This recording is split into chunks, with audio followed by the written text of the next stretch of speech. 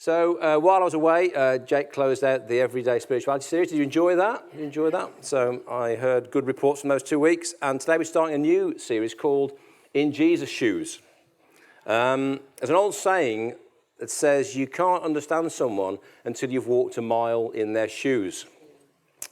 And what that basically means is, you know, we can look on, we can observe, but actually to really get into someone's character and identity, we need to be very close to them to understand who they are. And the character Atticus Finch in Harper Lee's book To Kill a Mockingbird, he took it one stage further. He said, you'll never really understand a person until you consider things from his point of view, until you climb inside of his skin and walk around in it. What he was trying to say was, you know, to really understand someone is to walk in their shoes. And so over the next few weeks on a Sunday, we're going to try and get into the shoes of Jesus and walk around with him in the Gospels. We're deliberately going to stay away from the parables, and we're deliberately going to stay away from the miracles.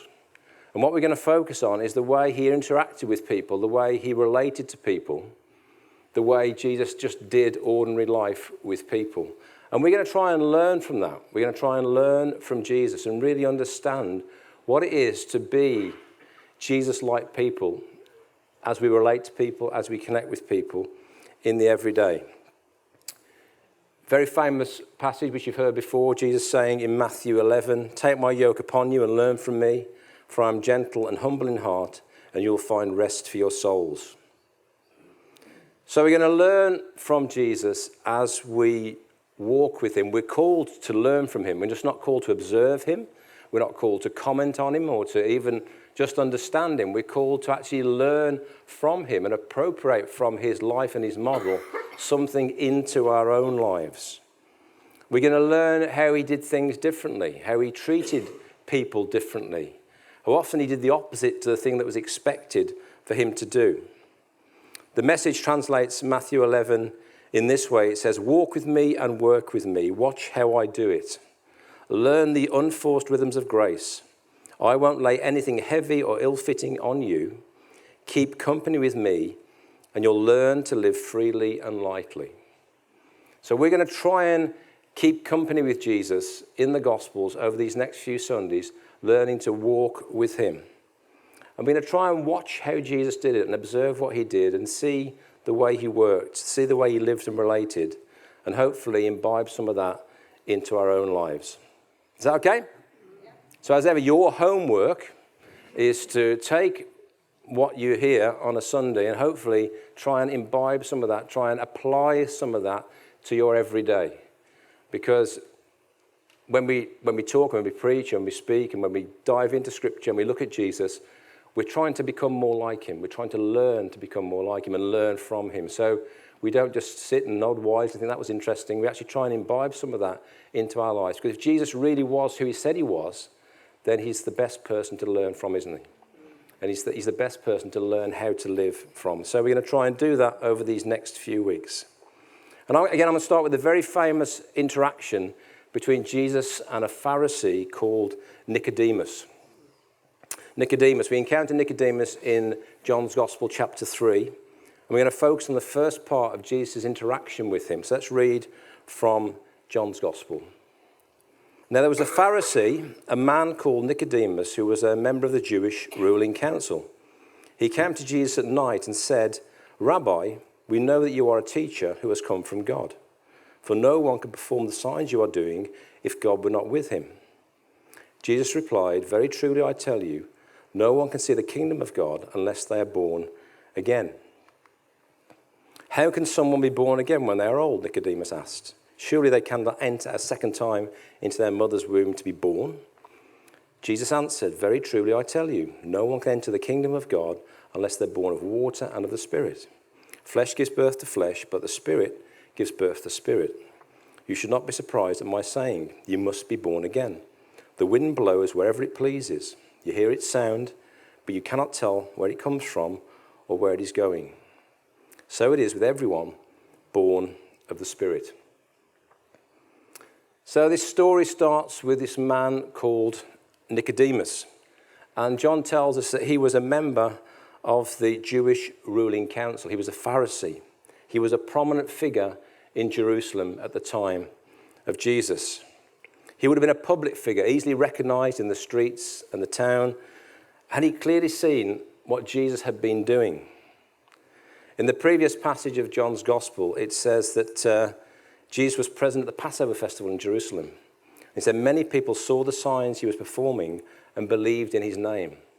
So Jesus had been publicly demonstrating the kingdom of God and teaching and preaching.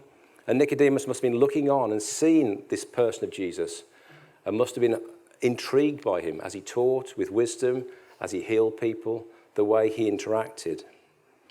And so intrigued by Jesus, he decides that he wants to meet him. But he's got a problem.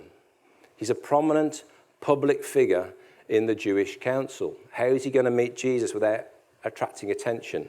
How is he going to meet Jesus without being recognized? Jesus was challenging the religious establishment that he was a key part of.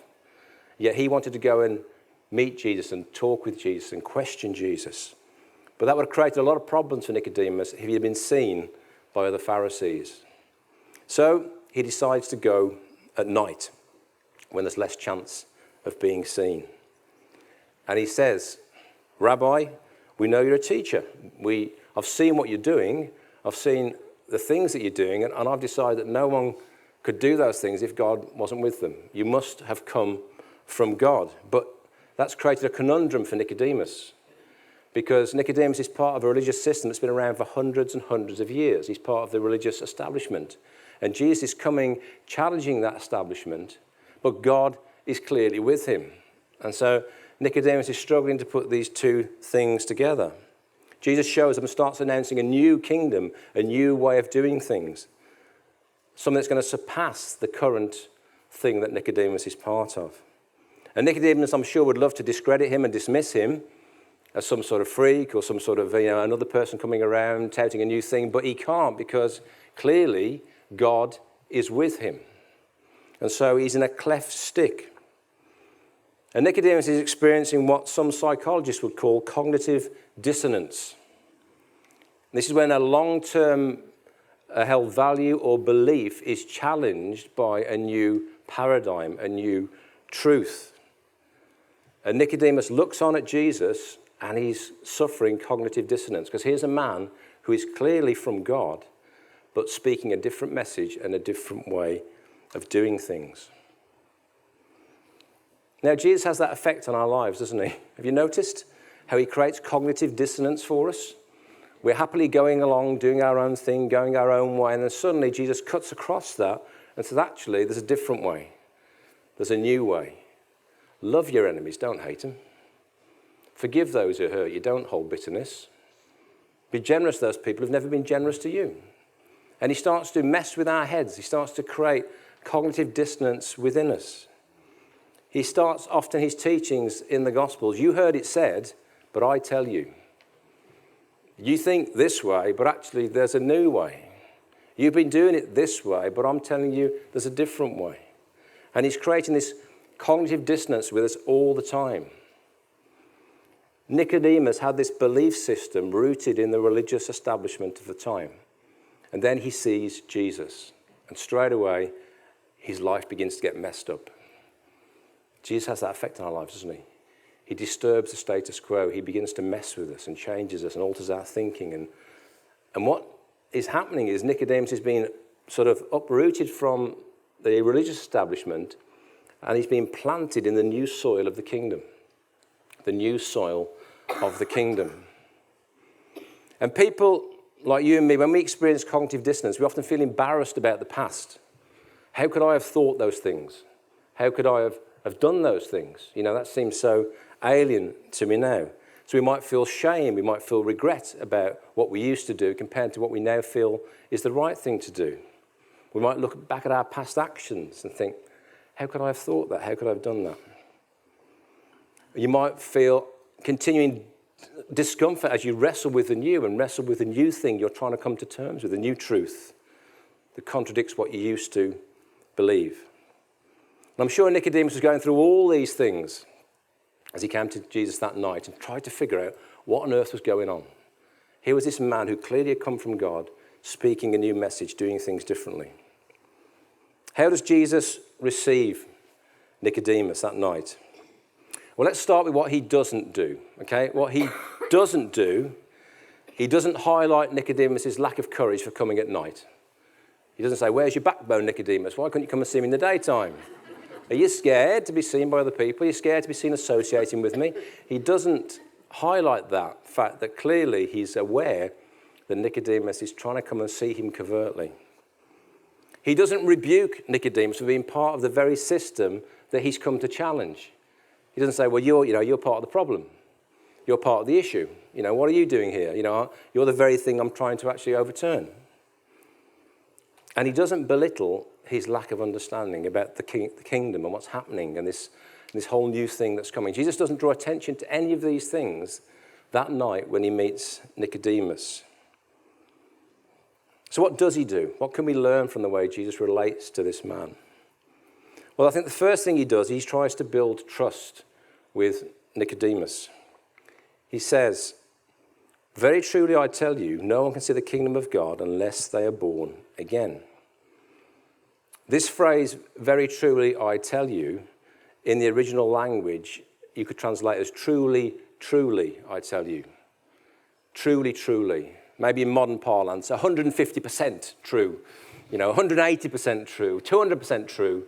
Whatever we use to try and double down on this actually is something true and to be trusted. Truly, truly, I tell you, Nicodemus, this whole kingdom thing is about a new birth. It's about a new beginning.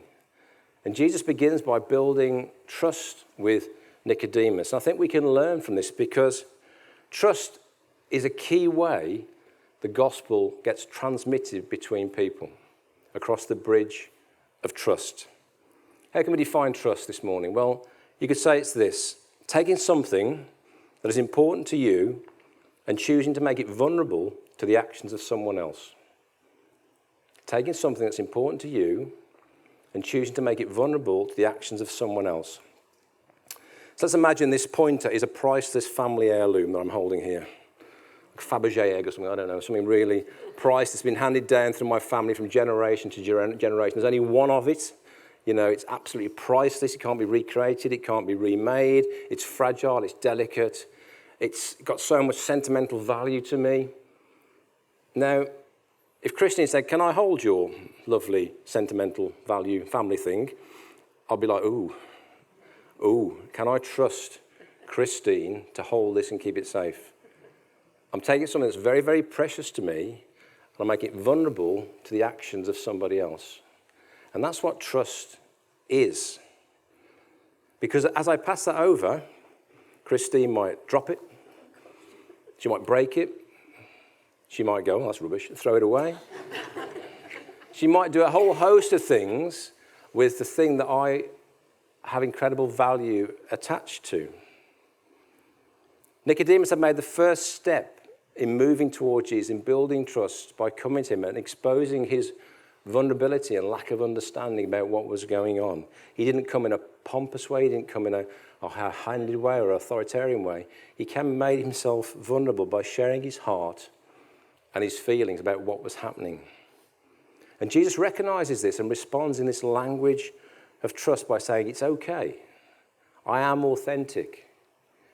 You can trust me. Now, really, you can trust me. I am the real deal. I am authentic. So let's pause and think about trust for a moment. How do we build it and how do we break it? Let's imagine that this is you or me, okay? This is you, and inside this dotted circle are all the things that are really important to you. Your deepest feelings and desires, your hopes, your dreams, the inner parts of you that maybe you only share with a very few people. This is the real you.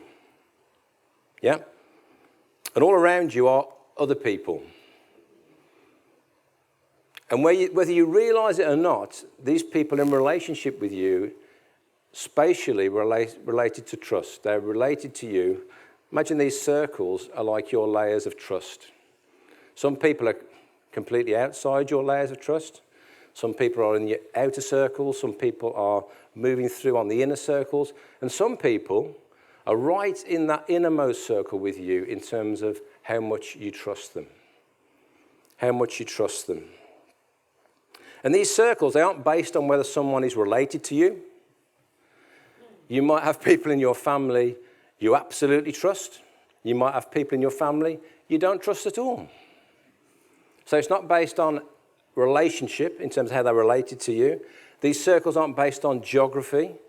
You might have somebody who lives very next door to you, but you don't trust them with anything. You might have somebody who lives 200 miles away, but you trust them with everything. And when you meet up, it's like you're never away. And these circles aren't even based on how often you see somebody. You might see somebody once a year and have a deep trust with them. You might see somebody every day at work and you wouldn't trust them with a cup of tea. So these circles are not to do with geography, not to do with family, and not to do with frequency. They're to do with the equity of trust that's been built with you and these people over the days and the weeks and the years. So have a think about different people in your life and where they might sit in those circles for you for a moment. See, trust isn't built on grand gestures. It's built on the little tiny everyday interactions that we have with people. Little positives and negatives, little deposits or withdrawals in our trust account with people.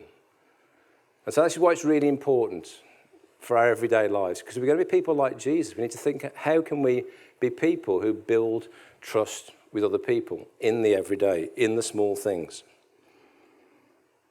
When you choose to show somebody you care in a very small thing, you're building positive trust with them. If you take what they've made vulnerable to you and you don't treat it well, then it's a negative trust encounter with that person. Let's say you risk being vulnerable with somebody at work. You tell them how you're really feeling. How do they receive it? Do they listen? Do they show concern? Do they show empathy? Do they stop and take time to really hear your heart? If they do, then trust is being built in that relationship with that person. And you'll begin to journey closer, and they'll start to move into your trust circles. They'll make this direction of travel, positive trust encounter. If you're vulnerable with them again, and they continue to show love and concern and empathy, they'll continue to make that journey closer and closer to the real you. So a key issue in building trust with somebody is reliability. If someone responds with care and concern and love over and over and over and over again when you share your innermost self, then you'll build trust with them. But if someone shows concern one day and then the next day couldn't care less, that's not going to build trust, is it? And in fact, it's actually going to be the very reverse. If someone is inconsistent with how they treat you and how they treat what you feel is valuable, they'll remain in your outer trust circles, no matter how often you see them or how often they try and interact with you. If they aren't consistent in the way they deal with you, what you share with them and how vulnerable you are with them, then they won't ever really journey towards the inner you. You can smile and wave and be nice, but they'll sit in those outside trust circles. You won't really want to risk being vulnerable with them because you're not sure what reaction you're going to get.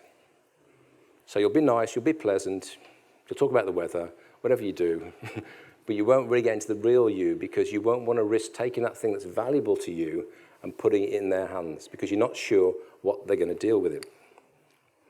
Now, if someone has traveled into your inner trust circles and then somebody starts to damage your trust with the way they react or deal with you, then this happens. They start to move out of your trust circles.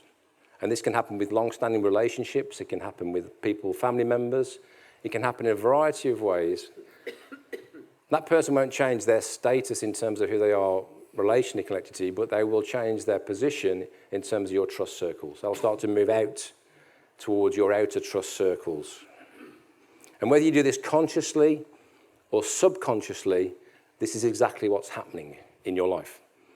You're making inner choices about how real or vulnerable you're going to be with that person. If our behaviour continues to break trust, that person will move further and further away from the real you. And I say we see it in families, we see it in relationships, we see it in friendships, we see it when that inconsistency is there. So Nicodemus has made himself vulnerable to Jesus. He's starting to move closer to Jesus because of his vulnerability and the way Jesus is dealing with that vulnerability. Jesus isn't exposing him. Jesus isn't critiquing him, making fun of him. He's actually tenderly trying to explain to Nicodemus what it is he's experiencing, what the kingdom really is. It's a different kind of thing to what he's known before. So Jesus is building trust. He begins to put language to what Nicodemus is experiencing. He says, yes, you've been born, but you've got to be born again. There's a new birth taking place here. And this is the only way to experience this new kingdom. You have to see it through new eyes in a new way. Nicodemus is still perplexed by this concept, so Jesus tries to help him a bit more, and acts a bit like a midwife, trying to help him in this birthing process. Let's move on to this. When he says, Nicodemus says, how can someone be born when they're old? I don't understand. And Jesus again says, very truly I tell you, the same words again, truly, truly, trust me, this is real, this is true. The only way you get to experience this new kingdom is if you have a new kind of birth. You've been physically born, you're physically alive, but you need a spiritual birth. You need to be spiritually alive. And that birth comes by the Spirit. The Spirit brings us spiritually alive. Jesus, again, presses on the trust pedal to try and help Nicodemus understand there's a new thing happening here. Now, being born-again Christians often been a term of ridicule, hasn't it? You know, over the years, oh, you're one of those born-again Christians. But actually, it's right here in the words of Jesus. And all it means is, if we're going to experience who Jesus really is as Spirit, we need to become spiritually alive people. We need to be people born of the Spirit. And he uses this example of the wind to further explain to Nicodemus, it's not like these sort of rigid, established buildings and structures that you're present in at the moment in terms of the religious establishment you're part of as a Pharisee. Actually, the new kingdom is much more like the wind. It's not tethered. It's not confined. It moves and blows, and we don't know where it's going to go. We can't control it. We can't try and manage it. But it's here and it's working, and we get to see the effects of its work in the lives of the people it's touched. Just the way the wind moves the branches of a tree, we see the branches moving, we don't see the wind. You get to see the Spirit of Jesus by looking at the lives of the people it's touched. You can see the effects. So people born of the Spirit are free, just like the wind is free. And Jesus said, it's all about me. I'm the signpost, I'm the gateway, I'm the way into this new life. You become born again through me. In fact, ultimately, you need to completely trust me as the way into this new kingdom.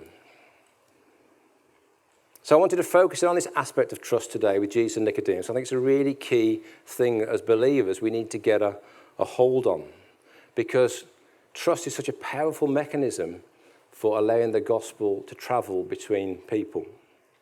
Because people aren't going to really want to hear what you have to say about Jesus unless they trust you. Unless they've seen you take the thing that's most valuable to them and deal with it with care and empathy and concern.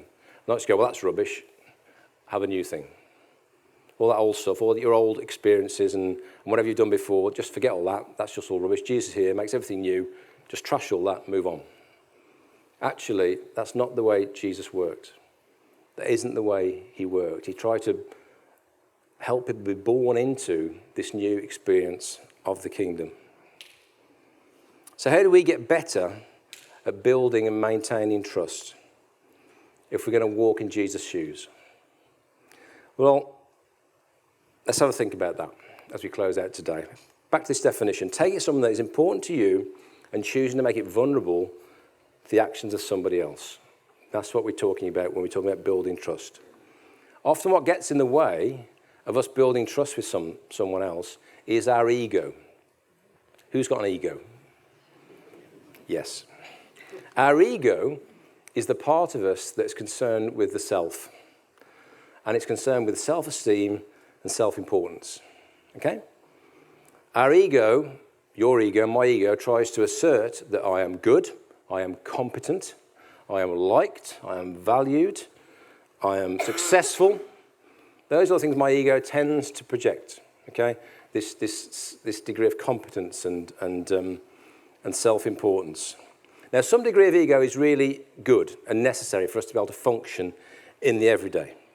But it can hold us back from building trusting relationships with other people because it keeps coming to the fore. It keeps trying to get in front. It keeps trying to get in between. And if we're going to learn to become vulnerable and learn to become real with other people, then we need to learn to put our egos on hold. Because our ego is really about maintaining the status quo that you are competent, successful, funny, witty, clever, honest, up to speed, intelligent, handsome, beautiful, whatever else. Your ego is pushing all those pedals all the time and trying to get in front. It's a bit like this. That's what your ego is doing every time you meet somebody. Me, what about me? And it's just there, it's just present.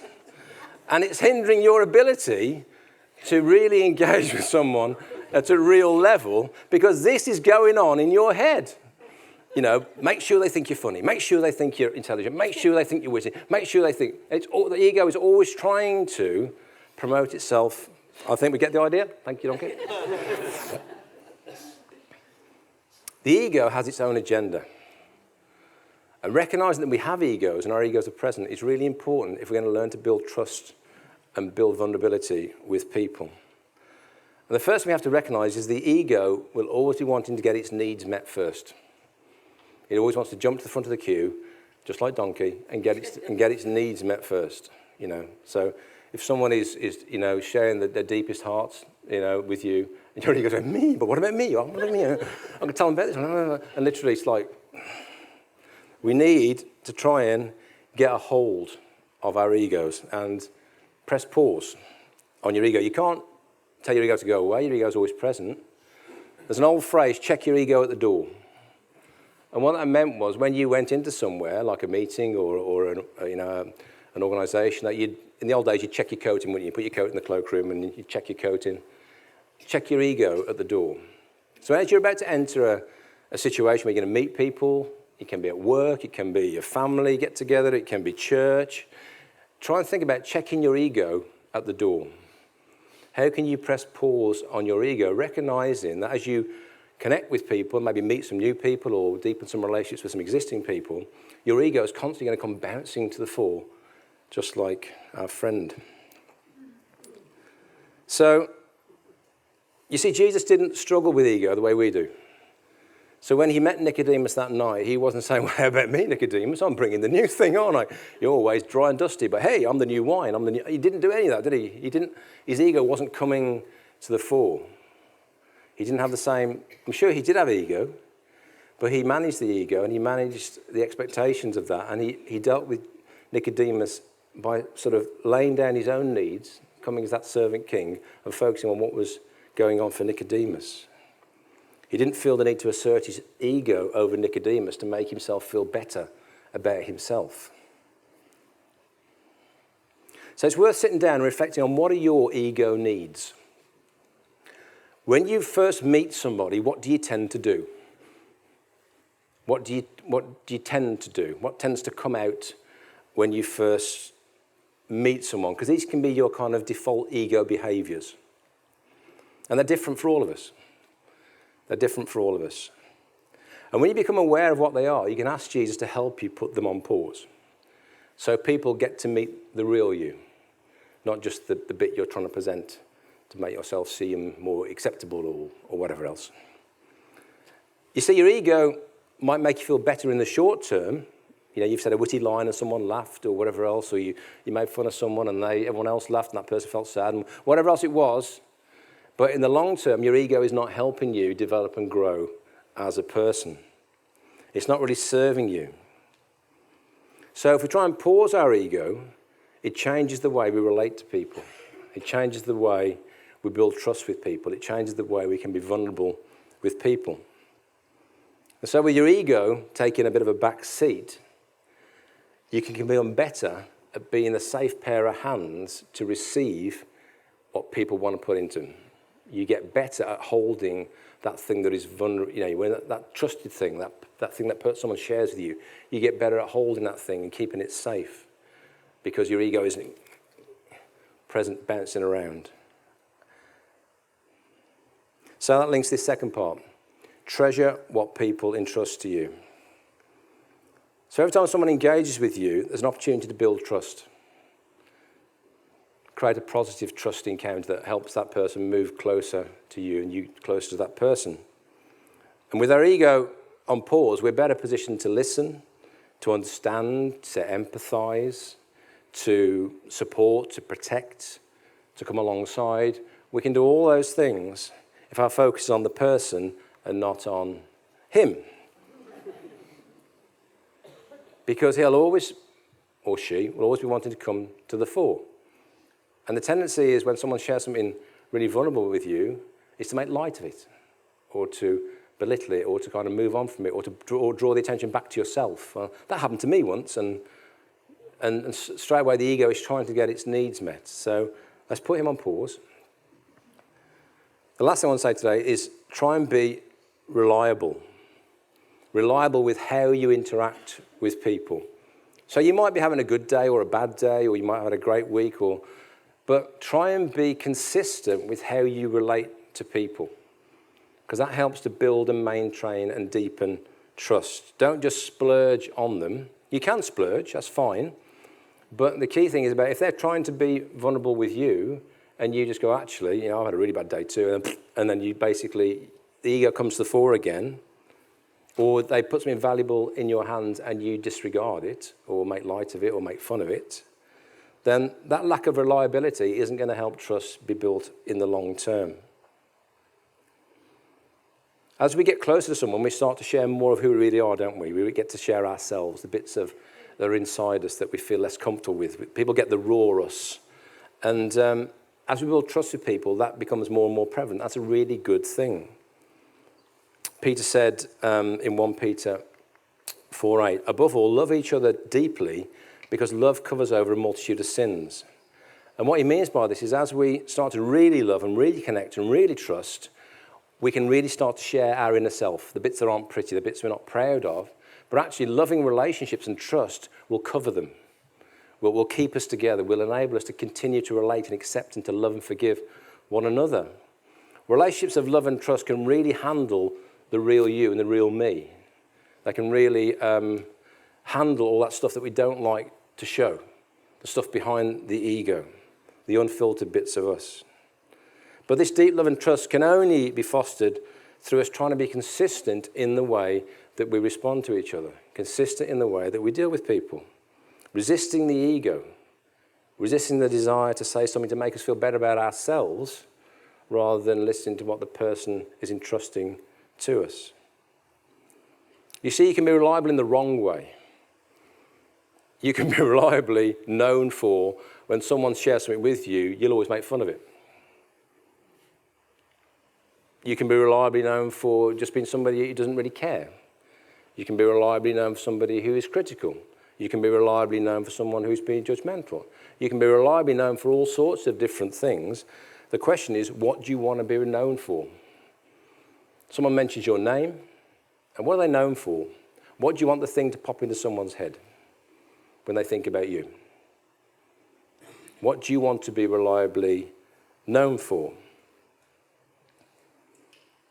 Do you want to be known as the person who talks too much and doesn't listen enough? Do you want to be known as the person who uses humour and sarcasm to put somebody else down? Do you want to be known as a person who basically just tries to story top and just talks over something all the time and saying, actually, I've got a better story than that. I've suffered more than that, What do you want to be known for? Jesus said you can judge a tree by its fruit. So you walk up to a tree, you pick a piece of fruit, and that fruit tells you what the tree is. So when people walk up to you and they pick a piece of you, what do you want to be known for? What do you want the fruit of your interaction with them to be known for? Yeah? Because you always judge a tree by its fruit. Okay, so Jesus said, that the pear tree, you can't walk up to a pear tree and get an apple off it, because then it'd be an apple tree. So when you can't say, I'm this person, this is what I believe I am, and then someone walks up to you and they pick a fruit of your life, but that fruit is a different kind of fruit, that tells you what that person is. That's what Jesus was saying.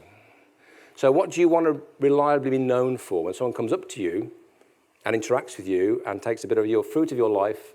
What do you want that fruit to be? What do you want to be written on your headstone? Let's get really meaty. What do you want to be known for? Being reliable in the way we choose to interact with people really does build a foundation of trust, but we have to learn to get our egos under control. We have to stop that thing bouncing to the fore in the same way Jesus did. And the last thing I want to talk about today is being accountable. And what being accountable means is literally being willing to admit when you're wrong.